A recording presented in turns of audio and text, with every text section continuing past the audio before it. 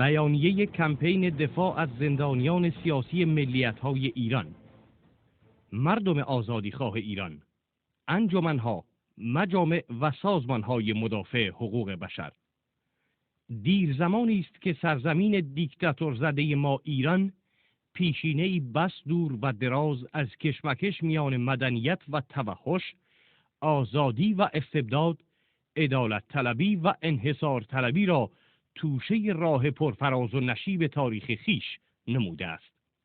ایران سرزمینی است سرشار از تنوع رنگ‌ها، آداب، عقاید، زبان‌ها، ادیان و تبارها و مردمان گوناگون و به همین سبب زمین ساز همزیستی و آمیزش مسالمت آمیز ملل با فرهنگ‌های گوناگون در تاریخ دور و دراز این سرزمین بوده است.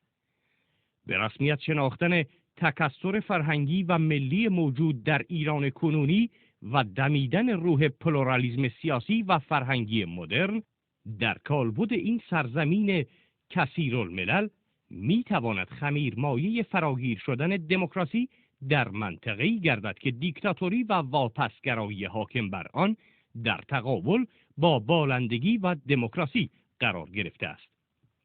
جمهوری اسلامی ایران این تکثر ملی و فرهنگی را نه فرصتی مغتنم برای توسعه دموکراسی و پویایی، بلکه تهدیدی همیشگی برای بقا و حفظ قدرت مطلقه و تمامیت خواه خیش قلمداد نموده و فعالین راه آزادی و برابری انسانی را با توسل به اتهاماتی از قبیل محاربه با خدا، عوامل بیگانه، تجزیه طلب و الی آخر با اعمال شکنجه‌های قرون وسطایی به زندان‌های دراز مدت و اعدام محکوم می‌نماید تا مبادا گزندی به قدرت مطلقه ولی فقیه و ملارشی وارد آید. در چنین فضایی به جای گوش دادن به خواستهای سیاسی، مدنی، فرهنگی، اعم از زبانی و دینی و حقوق بشری فعالین سیاسی ملیت‌های ایران،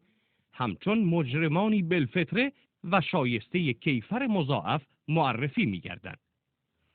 در این 32 سال هر ساله صدها تن از فعالین سیاسی، فرهنگی و مدنی این ملیت‌ها به مراکز امنیتی رژیم احضار و مورد بازجویی و شکنجه روحی و جسمی قرار گرفتند که شرح این مظالم و شکنجه هایی که همراه با صدور احکام سنگین کیفری از قبیل اعدام ها، حبس های ناروا و مجازات های اجتماعی و اقتصادی گوناگون علیه این فعالان بوده است، حجم عظیمی از اخبار مربوط به رویدادهای ایران تحت حاکمیت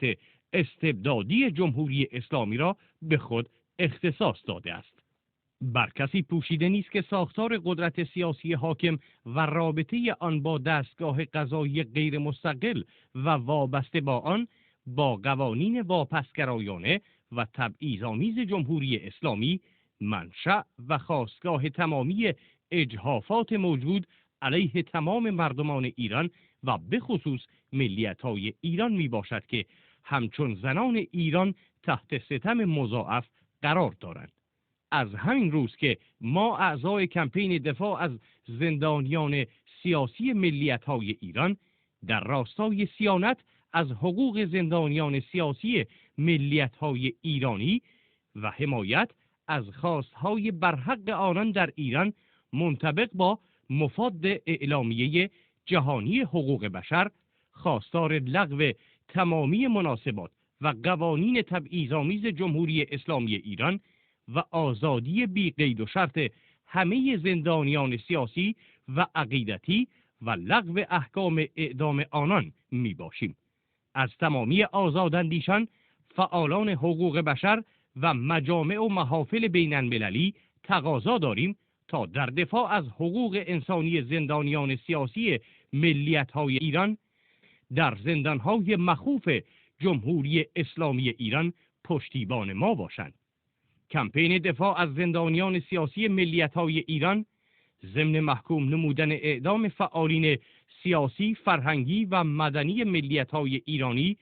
توجه همگان را به خطری که همکنون جان بسیاری از فعالان سیاسی و مدنی را در زندان‌های جمهوری اسلامی ایران تهدید می کند جلب نموده و تمامی کوشندگان راه آزادی و مدافعین حقوق بشر در جهان را به تلاش برای بازداشتن رژیم ایران از سیاست تبدیل کشور ایران به بزرگترین زندان سیاسی و عقیدتی در جهان برای ملیت‌های مختلف ساکن این کشور فرا می‌خواند. کمپین دفاع از زندانیان سیاسی ملیت‌های ایران